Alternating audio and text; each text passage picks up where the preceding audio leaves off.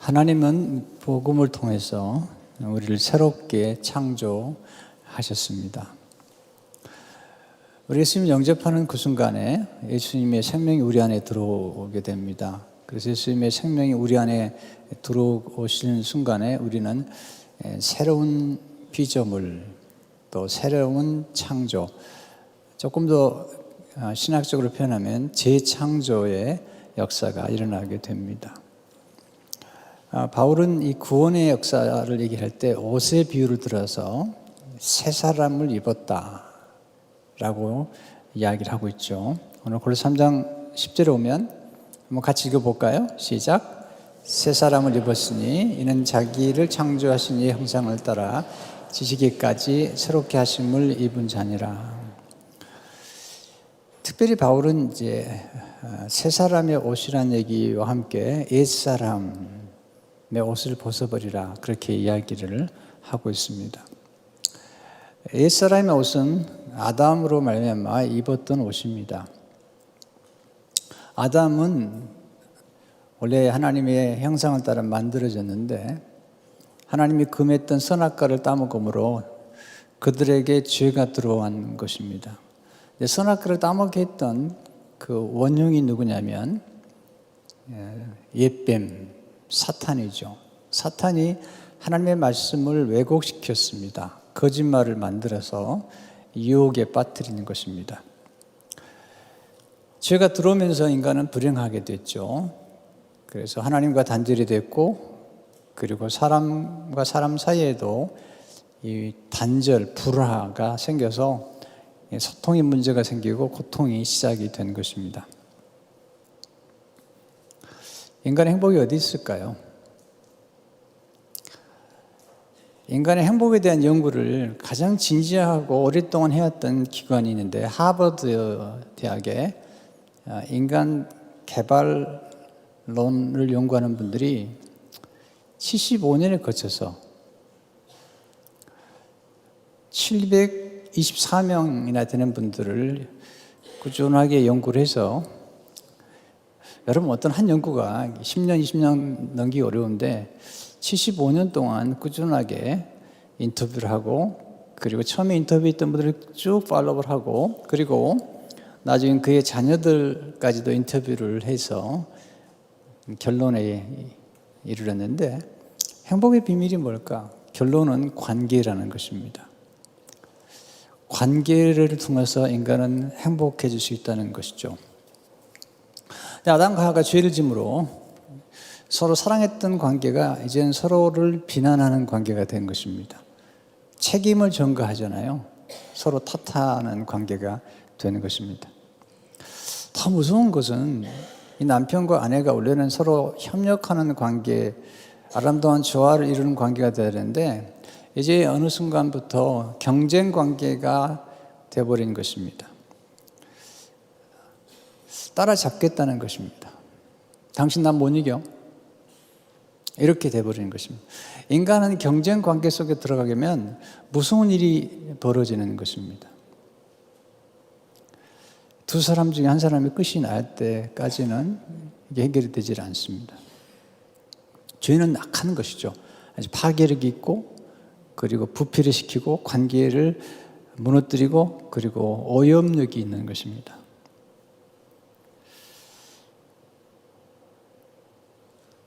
부부가 행복해야 되는데 행복하지 않습니다. 이게 원죄의 문제인 것입니다.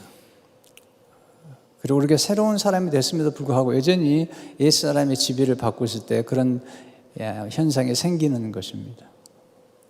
보통 여인들이 남자보다도 7살을 더 오래 살게 되어 있습니다. 근데 나이가 들어서 남자가 혼자가 되면 참 불행하다고 그럽니다. 그건 대부분이 얘기하는 얘기죠. 그러나 여자가 나이가 들어서 혼자 되면 둘이 사는 것보다 7년을 더 산다고 그럽니다. 왜냐하면 이 남자들이 굉장한 스트레스를 주기 때문이에요. 네. 남자들은 여자를 너무 몰라요. 네. 두 부부가 여행 가는 거 아주 질색입니다. 네. 물론 사이가 좋아서 가면 얼마나 좋겠습니까마는 참 힘든 게 인생입니다. 정말 행복한 부부를 만나는 건 중요한 거지만 대부분의 경우는 이렇게 서로 경쟁 관계 속에 들어가게 되는 것입니다. 이런 것들이 더 무서워지는 것들이 이제 아담과 하와 3장에서 바로 4장, 그냥 한 장만 넘어가는데 그때 벌써 죄는 더 무서워집니다. 그래서 가인과 아벨이 예배를 드리는 것 때문에 나중에는 서로 경쟁 관계에 들어가게 되고 시기와 질투하게 되고 그리고 분냄으로 동생을 쳐 죽이는 결과를 가져오는 것입니다. 죄가 아주 무서운 것입니다. 그 거룩한 일, 예배를 드리다가 선교하다가 또 교회에서 일하다가 싸우는 것입니다. 이게 거룩한 일에 악이 틈타는 것입니다. 가인과 아벨의 이 죄라는 것은 앞으로 인류의 전 인류의 모습을 보여주는 하나의 전주곡, 예고편인 것입니다. 조금만 지나면 아시잖아요. 나중에 야곱과에서도 형제간에 싸우는 것입니다. 요셉과 형제들 보십시오. 동생을 죽이는 것입니다. 죽이려고까지 공모를 한 것이잖아요. 거의 죽일 뻔한 거죠. 가끔 우리는 그런 얘기 하잖아요. 형제간에 그러냐고. 형제간에 그러는 것입니다. 가까운 관계에서 어려운 것입니다. 가까운 친구가 잘 되면 그건 가장 견딜 수 없는 것입니다. 멀리 있는 사람이 잘 되는 건 좀 봐주겠는데 가장 가까운 사람이 잘 되는 꼴은 정말 보기 힘든 겁니다. 배가 고파서 힘든 게 아닙니다. 배가 아파서 힘든 것이죠. 이 우리 인간이 가지는 가장 큰 모순인 것이죠. 창세기 6장에 가면 악이 극기에 달합니다. 그래서 창세기 6장 5절을 보게 되면 여호와께서 사람의 죄악이 세상에 가득함과 그의 마음으로 생각하는 모든 계획이 항상 악할 뿐임을 보시고 어떻게 해요? 여러분 너무 음식도 부패하면요 못 먹습니다. 어느 정도야 먹지 하나님께서 홍수 심판을 내리신 것입니다. 그리고 노아와 그 가족들을 남겨두셨는데 그게 또 문제가 되는 거죠. 그래서 창세기 11장에 가니까 또 인간의 악이 극도로 당하죠. 하나님께서 인간을 구원하기 위해서 아브라함을 선택해서 하나님의 구속의 드라마를 이제 펼쳐 나가시면서 아브라함과 다윗의 후손 가운데 예수님이 오셔서 죄인들을 구속하시고 재창조 일을 하신 거죠. 그 말씀이 고린도서 5장 17절의 말씀이죠. 한번 같이 읽어볼까요? 시작. 그런즉 누구든지 그리스도 안에 있으면 새로운 피조물이라 이전 것은 지나갔으니 보라 새 것이 되었도다. 새로운 피조물이 된 것입니다. 여기서 우리가 이제 예수님과 연합한 다음에 새로운 피조물이 됐음에도 불구하고 우리가 육신을 입고 이 땅에 사는 동안에 여전히 우리 안에 남아있는 게 있는데 옛사람인 것이죠. 이게 우리가 가지고 있는 고민이죠. 그래서 지금 사도 바울은 이 문제를 얘기하고 있는 것입니다. 자, 크게 두 가지를 좀 보겠는데요. 첫째로 예수님과 연합한 새 사람은 옛사람을 벗어야 한다는 것입니다. 새로운 관계 속에 들어갔기 때문에 옛사람을 벗어버리라. 그래서 옷을 입고 벗는 것처럼 표현을 하죠. 오늘 3장 9절을 보게 되면 너희가 서로 거짓말을 하지 말라. 옛사람과 그 행위를 벗어버리고 옷을 입고 벗는 것과 똑같죠. 새 사람을 입는 것처럼 옛사람과 그 행위를 벗어버리라. 거기서 끝나면 안 됩니다. 새 사람을 입으라는 것이죠. 10절에 다시 보면 새 사람을 입었으니 이는 자기를 창조하신 형상을 따라 지시기까지 새롭게 하심을 입은 자니라. 성경 전체의 구속의 드라마는 옷과 관련되어 있습니다. 먹는 것과 관련되어 있고 옷과 관련되어 있습니다. 아담과 하와가 범죄했을 때 하나님의 낯을 피해서 도망가잖아요. 그리고 스스로의 수치를 감추기 위해서 무화과 나무 잎을 엮어서 치마를 만들어 입죠. 하나님 찾아오시잖아요. 하나님 언제나 찾아오시죠. 그리고 질문하시죠. 아담아 내가 어디 있느냐. 아담이 놀라운 일을 하죠. 두려워하여 숨었나이다. 이게 인간이에요. 인간은 죄를 지면 수치심을 경험하게 되고 그리고 두려워하게 되고 두려워하기 때문에 불안하게 살아가는 것입니다. 우리 마음속에 있는 실존적인 두려움과 불안이 어디서 오냐면 죄 때문에 오는 것입니다. 근데 문제는 이 죄의 문제를 스스로가 해결해 보려고 옷을 만들어 입은 거죠. 근데 가능하지 않습니다. 이걸 우린 자력 종교라고 합니다. 자기 스스로의 수양과 또는 도덕과 윤리와 철학으로 스스로가 구원을 받을 수 있다고 생각하는 것입니다. 합리적인 생각이지만 가능하지 않습니다.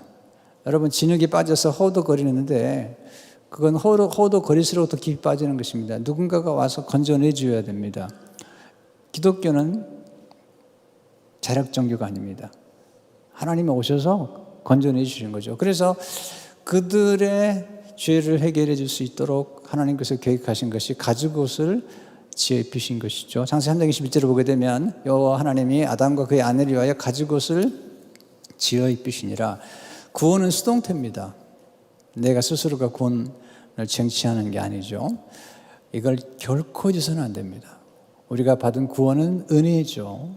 선물이죠. 하나님이 친히 가죽옷을 지어 입혀주신 것입니다. 여러분, 옷이라는 게 우리가 성경과 역사 안에서 굉장히 중요하잖아요. 우리가 옷을 보면 그분의 신분과 또는 어떤 역할과 기능을 알 수 있고요. 또 옷을 보면 어디에 소속한 분인지 또는 무슨 일을 하는 분인지를 알 수 있죠.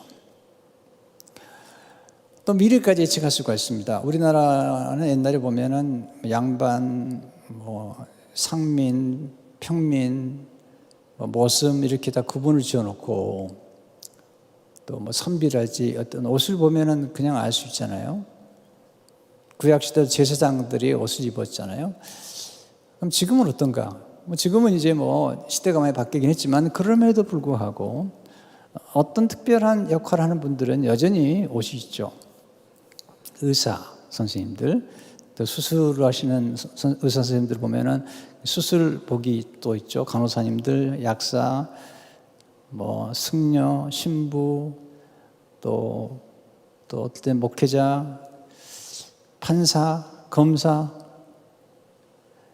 이렇게 특별한 역할을 하는 분들이 있잖아요. 또 축구나 농구를 보면 이상하게 감독들은 꼭 양복을 입고 넥타이를 매는 걸 보게 되죠. 뭔가 어떤 신분에 맞는 옷을 입고 그 옷이 그 사람이 누군가를 말해줄 뿐만 아니라 그 사람의 행동까지도 예측할 수 있도록 우리에게 보여주는 것입니다. 성경은 크게 두 가지로 나눌 수 있죠. 첫째는 첫 번째 아담에게 속한 옛사람의 옷을 벗도록 하는 것인데, 첫 번째 아담의 옷을 입은 사람들이죠. 아담에 속한 사람, 아담의 원죄로 불의한 자, 그리고 멸망을 받을 자, 진리를 거스리는 자가 되어버린 사람들, 하나님을 부인하고 하나님의 말씀을 만홀히 여긴 사람들, 하나님께서 멀리 떠난 사람들, 이런 옛사람의 옷을 입은 사람들을 성경은 그 지체를 죽이고, 근데 여기서 나오는 이제 옛사람의 죄의 목록이 나오는데, 첫 번째 목록은 5절에 나오죠. 그러므로 땅에 있는 지체를 죽이라. 곧 음란과 부정과 사욕과 악한 정욕과 탐심이니 탐심은 우상숭배니라. 마지막 죄가 가장 무서운 죄인데 탐심은 우상숭배니라. 사실은 이 구약에 보면 이 음란이라는 것은 반드시 우상숭배와 연결이 되어 있는 것을 보게 됩니다. 한 8절에 보면 또 두 번째 목록이 나오죠. 이제는 너희가 이 모든 것을 벗어버리라. 그 분함과 자꾸 분을 내는 것입니다. 노여워하는 것과 악의와 비방과 남을 자꾸 끌어내리는 것입니다. 신성모독감뿐만 아니라 다른 사람 명예를 해방해서는 너 입에 부끄러운 말이라. 근데 연예에 나온 제목록이 하나가 있는데 이 제목록을 좀 잘 이해할 필요가 있는 것 같아요. 9절의 말씀인데 너희가 서로 거짓말을 하지 말라. 옛사람과 행위를 벗어버리라. 그 중에 하나가 거짓말을 하지 말라는 것입니다. 전 이 말씀이 좀 고민이 됐어요. 제 개인적으로는요. 또 성경에 나오는 요한계시록 보게 되면 우상 숭배자들과 거짓말하는 자들은 지옥에 간다고 그러는데, 그러면 우리는 거짓말하지 않는가? 또 예수 믿는 사람도 거짓말을 하는데 그러면 우리가 하는 거짓말과 성경에서 말하고 있는 거짓말의 차이는 뭘까? 이제 이런 게 고민이 되는 겁니다.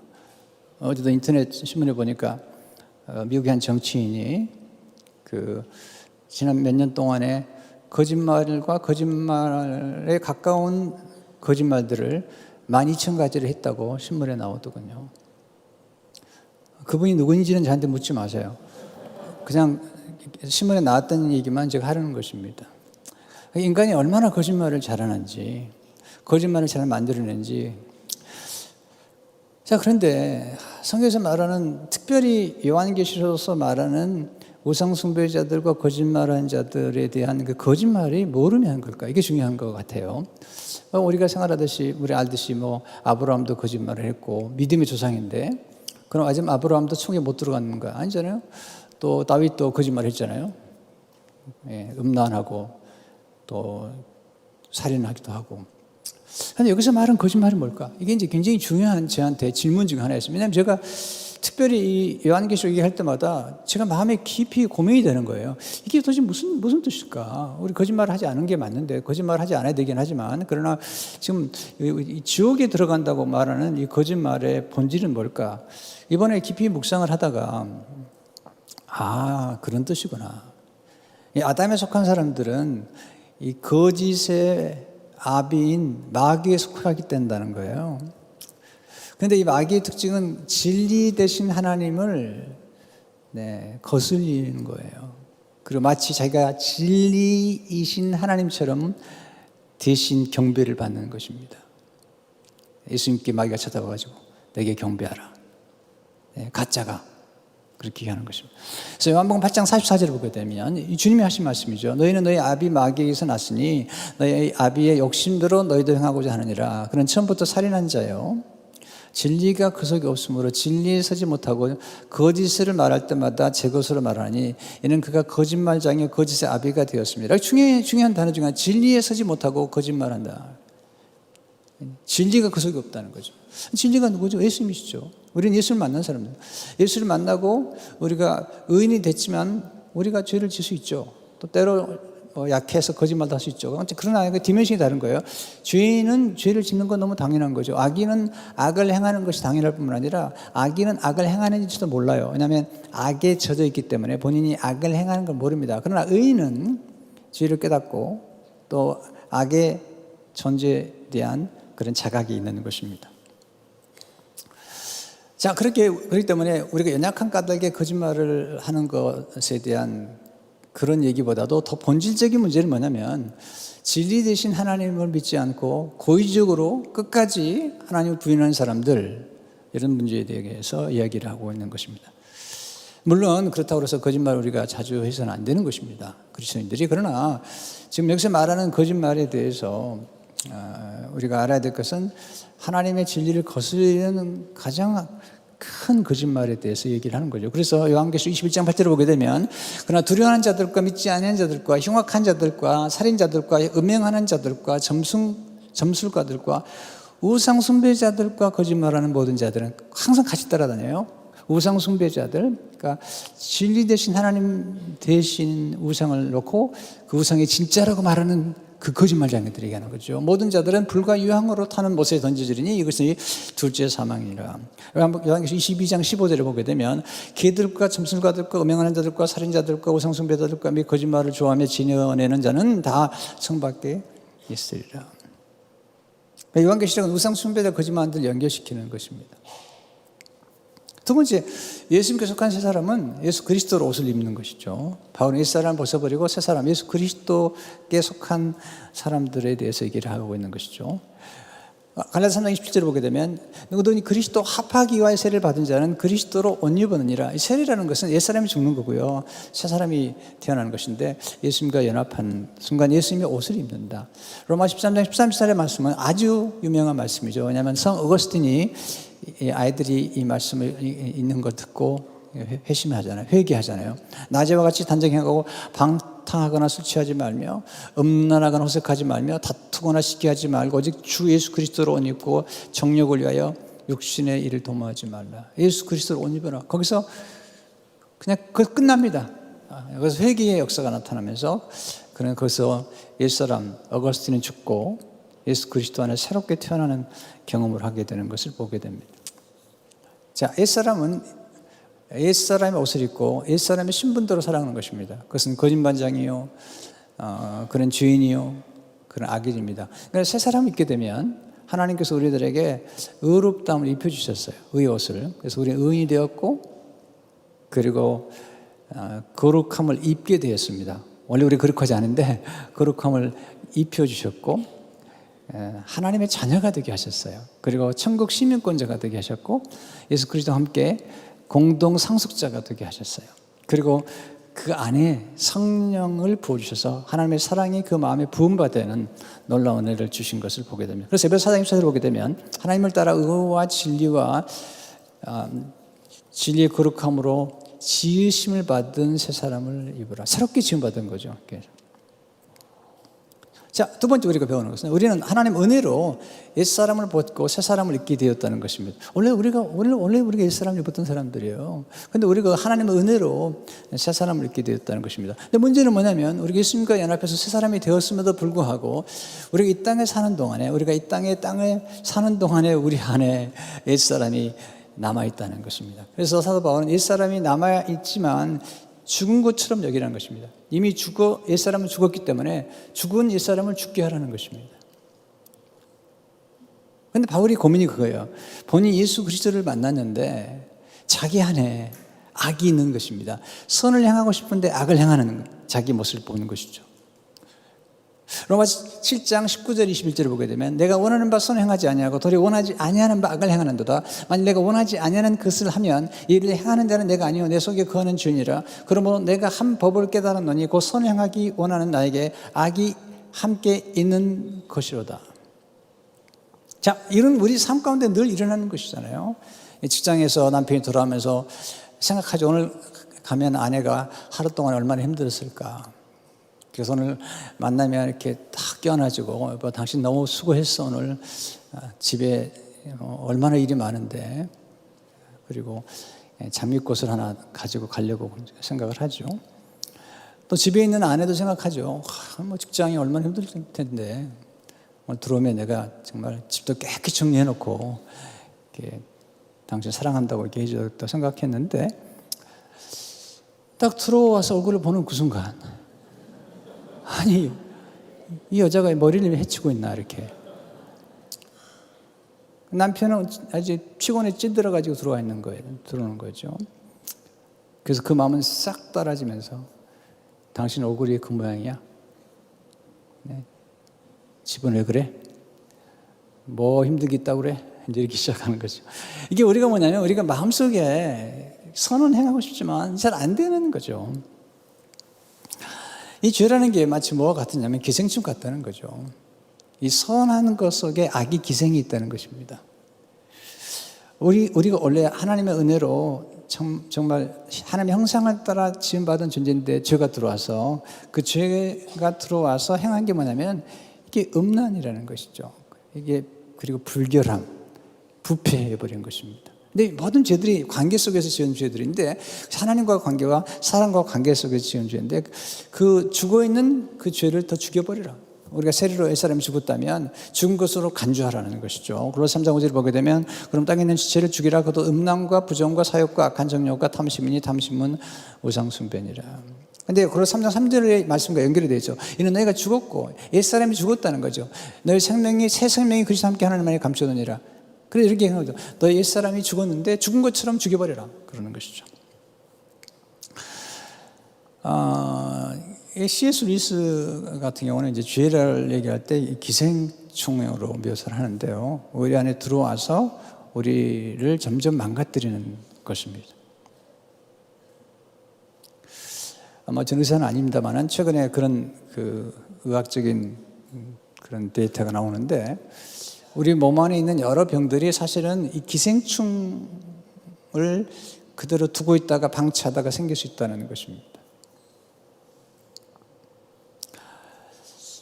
요즘 젊은 세대는 모르지만 제 나이 정도 되는 어른들은 기억할 것 같아요. 초등학교 다닐 적에 그 당시 기생충 문제가 많았습니다. 건강에 복원이 안 돼가지고 그래가지고 한 달, 1년에 2번 정도 기생충 약을 선생님들이 나눠주고 먹은 다음에 반드시 기생충 약을 먹은 다음에 그 기생충을 이제 변에서 나오면 이 그릇에 담아 오도록.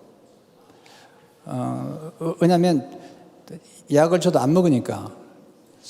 그래서 이제 가져오는 걸 보면 이게 기가 막힌 겁니다. 이때만한 게 나오는 것입니다. 네. 근데 그걸 두고 살아가는 것입니다, 우리가. 근데 지금도 1년에 한 번 정도는 반드시 기생충 약을 먹으라는 겁니다. 왜냐하면 우리가 먹는 음식들 속에 이게 제가 20, 30년 전이죠.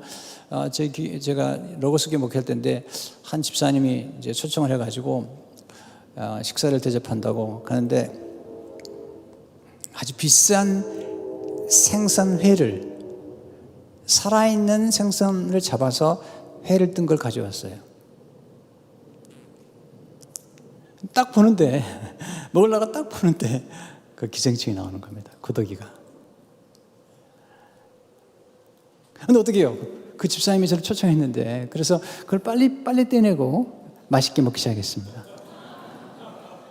어떻게 해요? 그렇게 정성스럽게 준비한 것도 안 먹을 수도 없잖아요. 네. 근데 이런 생각이 드는 거죠. 만약에 그런 우리 생선 가운데 기생충이 들어있는 것들을 먹고 우리 몸 안에서 그런 기생충이 자라난다면 어떤 결과를 가져올까를 생각해보면 상상을 초월할 수 있잖아요. 죄라는 게 그런 거라는 겁니다. 죄는 우리 안에 들어오는데 우리 몸 안에 들어와가지고 우리를 이렇게 망가뜨리는 것입니다. 여러분, 음란이라는 죄가 얼마나 무서운 줄 아십니까? 남자들이 겁이 없습니다. 지금 미국의 성병이 얼마나 심각한지 HIV는 문제도 아니고 HPV라는 성병이 있는데 그 성병은 이게 한번 갖게 되면 다른 사람과의 관계도 망가뜨리고 HIV는 말할 것도 없지만 HPV가 아주 무서운 거예요. 그래서 자녀들까지 망가뜨립니다. 이게 잠복했다가 나오는 것입니다. 잠복했다가 10년, 20년 잠복했다 나오는 거예요. 괜찮다고? 괜찮지 않습니다. 여기서 말하는 음란은 결혼 생활 외에 갖는 모든 간음을 의미합니다. 하나님께서 성욕이나 성관계를 갖지 말라는 얘기 아니잖아요. 하나님 퍼미서블 한 거죠. 부부 사이에서. 그러나 떠나서 그런 관계를 가질 경우에 여러분 얼마나 무서운지 아십니까? 보세요. 결혼한 사람이라면 남자는 아내에게 헌신해야 되고 또 아내는 남편에게 헌신해야 되는데 다른 대상에게 헌신할 경우에 그 문제가 되는 것입니다. 신앙도 똑같잖아요. 우리가 신랑 대신 예수님께 헌신해야 되는데 우상을 섬긴다. 문제가 돼요. 세네카가 이런 말을 했어요. 엉뚱한 것에 대한 헌신은 그 양상이 복잡하며 무한한 변형을 허락한다는 거죠. 여러분, 무서운 병이 무서운 거죠? 정상세포가 아니라 이상세포가 무한한 변형을 시도해버리는 겁니다. 뿐만 아니라 이 변형을 시도하는 세포일수록 빨리 급하게 자란다는 겁니다. 그러니까 인간이 어떤 죄를 범했을 때 그 죄가 우리 안에서 역사하기 시작하면 어느 순간에 가만히 잠복했다가 순식간에 나타나는데 이런 죄들이 무서운 것입니다. 또 우리 안에 있는 이 잘못된 분함들, 그걸 3장 8절에 보게 되면 이제는 너희가 이 모든 것을 벗어버리라. 곧 분함과 분함, 미워하는 감정입니다. 아담과 하가 서로 미워하잖아요. 가인과 아벨이 미워하잖아요. 야곱과 에사가 미워하잖아요. 탐심을 가진 사람은 다른 사람이 잘 되는 걸 못 봅니다. 그래서 분해합니다. 탐심은 경쟁심에서 나오는 거잖아요. 이 경쟁은 욕심에서 나오는 것입니다. 욕심은 무서운 것입니다. 교회 안에도 이런 욕심들이 가끔 경쟁하게 되면 문제가 생겨서 최근에 저희 교회가 이제 특별 새벽 기도를 하는데 공동체별로 이제 새벽 기도를 해가지고 많이 모이는 공동체에 상을 줬더니 한 두 번째 보니까 거기서도 막 경쟁을 해가지고 막 누가 더 많이 모였다 안 모였다 막 이런 얘기가 나오기 시작해가지고 이제는 상을 안 주기로 결심을 했습니다. 아니 교회 안에서도 그런 경쟁을 하는 거예요. 그래서 공동체별 노래 대회를 하려고 했다가 그냥 찬양제로 바꾸든지 해야 될 것 같아요. 왜냐하면 공동체별 노래 대항을 계획했는데 저보고 심판을 해달라는 겁니다. 심사를. 그러면 1등 난 팀 모르지만 2등, 3등 난 팀, 특별히 2등 난 팀은 점점 억울하거든요. 3등 난 팀은요, 포기를 합니다. 근데 2등 난 팀은 조금만 했으면 1등인데, 그런데 목사님이 심사 점수를 안 재가지고 그랬다고 하면서 가면서 한번 저를 째려보면은, 보세요. 이게 좋은 게 아닙니다. 그런데 문제는 뭐냐면 이 세상 모두가 다 경쟁 상사라는 겁니다. 친구가 없습니다. 바로 옆에 있는 친구가 공부 잘하면 그 꼴은 못 보는 것입니다. 회사도 마찬가지입니다. 또 그런 게 교회 안에까지 들어와 있는 것입니다. 악이, 이건 충동적인 것입니다. 욱하고 올라오는 것입니다. 섭섭함. 섭섭함은 약도 없다고 그러잖아요. 남의 선을 말하는 것. 그래서 우리는 진리 대신 예수님께로 돌아가야 됩니다. 그래서 요한복음 1장 14절을 보게 되면 말씀 주신 우리 가운데 거하신 우리가 그 영광을 보니 아버지 독생자 영광이 은혜와 진리가 충만하더라. 문제는 말이죠. 이게 선한 걸 가지고 악을 행하는 사람들이 많다는 것입니다. 여러분 보세요. 사기치는 사람들 보면 처음에 사기칠 때요, 보면 천사 같습니다. 아주 겸손합니다. 또 아주 검소하기까지 합니다. 아주 친절합니다. 언어도 아주 고분고분합니다. 이건 다 선한 것인데 그걸 가지고 사기를 치는 것입니다. 여러분 제비 아세요? 제비가 처음에는 얼마나 절제하는 줄 아십니까? 이 절제는 굉장히 아름다운 것입니다. 네, 보세요. 무서운 것입니다. 이게 기생충처럼 인간을 파괴시키는 것입니다. 여러분, 왜 루시퍼가 문제가 되는 거죠? 하나님이 최고 좋은 재료로 루시퍼를 만들었는데 모든 천사장 중에서 가장 탁월했고 정말 음악을 잘하고 그리고 노래도 잘하고 탁월한 조직력도 가졌던 천사 중 하나가 루시퍼입니다. 하나님이 정말 대단한 존재를 만든 것입니다. 그런데 네, 가장 좋은 재료를 만들었는데 가장 악을 행한 것입니다. 루시퍼가 음악을 너무 잘해가지고 지금 세상은요, 음악이 사람들을 막 움직이고 더럽히는 게 많습니다. 그 오렌 이어스비가 그러더라고요. 루시퍼가 떨어지는데 하필이면 성가대 위로 떨어졌다고 그러더라고요. 그래서 성가대들이 문제가 많아요. 우리 교회 말고 저 멀리 있는 교회들, 저희 교회 말고요. 그래서 이게 조심해야 되는 거죠. 가장 선한 것인데 그 선한 것 속에 역사가 나타나는 거예요. 가끔 보면 그러잖아요. 여러분, 소가 그렇게 나쁜 짓 하지 않습니다. 근데 소보다는 개가 나쁜 짓 할 때가 많아요. 왜냐하면 개가 영특하거든요. 근데 사람은 어떻죠? 그래서 C.S. 루이스가 이런 얘기를 합니다. 좀 어렵지만 좀 생각하셔야 됩니다. 요즘 너무 교인들이 생각하지 않아요. 네. 좋은 재료로 만든 피조물일수록 더 똑똑하고 강하고 자유로운 피조물일수록 옳은 길로 가면 그만큼 선해지지만 그른 길로 가면 그만큼 더 악해지는 법입니다. 소는 선하든 악하든 거기에서 거기입니다. 그러나 개는 소보다 더 선해질 수도 있고 악해질 수도 있습니다. 어린아이는 개보다 더 선해질 수도 있고 악해질 수도 있죠. 평범한 성인은 더 그렇습니다. 천재적인 성인은 더 그렇습니다. 초인간적인 영은 이 세상 그 무엇보다도 선해질 수도 있고 악해질 수도 있는 것입니다. 우리 안에 천사가 있고 악마가 있다는 것입니다. 그러니까 우리는 옛사람을 벗어버리고 새 사람을 입어야 되는데 이때 필요한 게 회개라는 것입니다. 주님 오셔서 첫 번째 메시지가 뭐죠? 마가복음 1장 15절을 보게 되면 한번 같이 읽어보겠습니다. 시작. 이르시되 때가 찼고 하나님 나라가 가까웠으니 회개하고 복음을 믿으라 하시더라. 이 회개는 하나님께로 돌아가는 것입니다. 우상을 버리고 내가 우상이 되었어요. 나를 믿으라는 겁니다. 지금 세상 사람들은 내가 기준이라는 겁니다. 기준을 다 망각해 버렸습니다. 이제 도덕 규칙도 없다는 것입니다. 근데 말이 안 되는 게 뭐냐면 내 생각이 다 옳다고 얘기하지만 만약 그러면 자동차 운전을 어떻게 할 겁니까? 이거 논리가 맞지 않습니다. 사실요. 근데 문제는 악한 사람들이 회개를 해야 되는데 악한 사람들 악하기 때문에 회개하지 않습니다. 오히려 착한 사람들이 죄를 자각하고요, 용서를 구하잖아요. 부부 사이도 보세요. 정말 훌륭한 남편은 용서를 구합니다. 그러나 훌륭하지 않은 남편은 절대로 용서를 구하지 않습니다. 내가 뭐가 잘못했냐는 거예요. 드라마도 안 봐? 남자가 그 정도도 못해? 네. 막 가는 것입니다.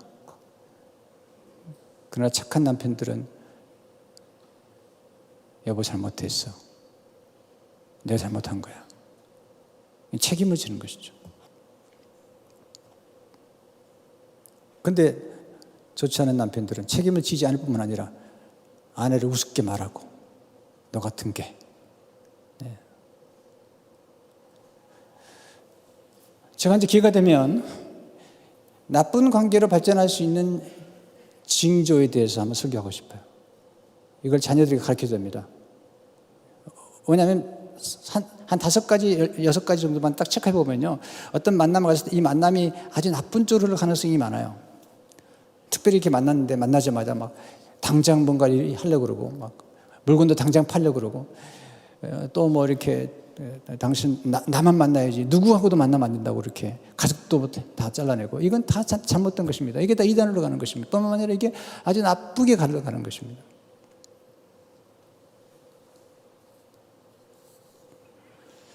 그래서 루이스가 아주 이상한 말을, 아주 신비로운 얘기를 해요. 이것 좀 자세히 들어보세요. 사실 회개는 선한 사람이 할 수 있는 일입니다. 바로 여기에 함정이 있습니다. 정작 회개가 필요한 사람은 악한 사람인데 완전한 회개는 선한 사람을 할 수 있으니 말입니다. 여러분이 악해질수록 회개의 필요성은 점점 더 커지고 회개할 수 있는 능력은 점점 더 적어집니다. 완전하게 회개할 수 있는 유일한 사람은 완전한 인간, 회개할 필요가 없는 인간뿐입니다. 근데 문제는 우리가 어떻게 회개하게 되냐는 거죠. 여러분과 제가 사실 아브라함도 거짓말장이고 그리고 그냥 하나님의 뜻을 어기다고 있었잖아요. 다윗도 그렇고 바울도 그렇고 여러분과 저도 마찬가지인데, 근데 우리가 어떻게 여기서 하나님의 은혜 안에서 하나님을 만났고 그리고 새 사람을 잊게 되었고 아직도 우리가 부족하긴 하지만 새 사람의 형상을 잊고 살아가는 이런 놀라운 은혜를 잊게 되었느냐 하는 게 중요한 거거든요. C.S.Lewis가 아주 놀라운 얘기를 합니다. 하나님이 가지고 있는 지성의 바다에서 방울이 떨어져야 비로소, 보세요, 하나님이 물방울을 떨어뜨려, 지성이 물방울을 떨어뜨려 우리가 생각할 수 있는 것처럼 하나님이 죽음을 나누고 가질 때만 예수 그리스도 통해서 우리는 회개라는 죽음을 시도할 수 있다는 것입니다. 그래서 회개를 하는 것도 은혜라는 것입니다. 우리가 돌이키는 게, 그래서 대사로서 2장 9절을 보게 되면 그들이 우리에 대해 스스로 말하기를 우리가 어떻게 너희 가운데 들어갔는지와 너희가 어떻게 우상을 버리고 하나님께 돌아와서 살아계시고 참되신 하나님을 섬기는지와 우상을 버리고 하나님께 돌아오는 것입니다. 회개는 하나님의 은혜입니다. 여러분 안에 회개할 수 있는 마음을 주신 하나님께 감사하십시오. 복음을 알아볼 수 있고 이게 진리를 알아볼 수 있다는 것을 깨닫고 내가 죄인이라는 사실을 알고 인정하고 하나님께로 돌아갈 수 있는 것 자체가 은혜인 것입니다. 여러분, 어른들은 아마 김익두 목사님 얘기 들으셨을 겁니다. 오늘 김익두 목사님 깡패입니다. 깡패. 얼마나 아주 못됐는지 시장에 가면 다 뒤엎어버리고 그 시장에서 일하는 분들이 물 떠놓고 김익두가 안 나타나면 좋겠다고 그렇게 빌었던 사람인데, 예수 믿고 이 사람이 회개가 한 거죠. 김익두라는 청년이. 나중에 이제 목사님까지 됐는데, 예수 믿고 나서는 시장 사람들과 동네 사람들에게 부고장을 돌립니다. 김익두는 죽었다고. 너무 좋아하는 거예요, 사람들이. 나중에 보니까 시장 바닥에 나타난 거예요.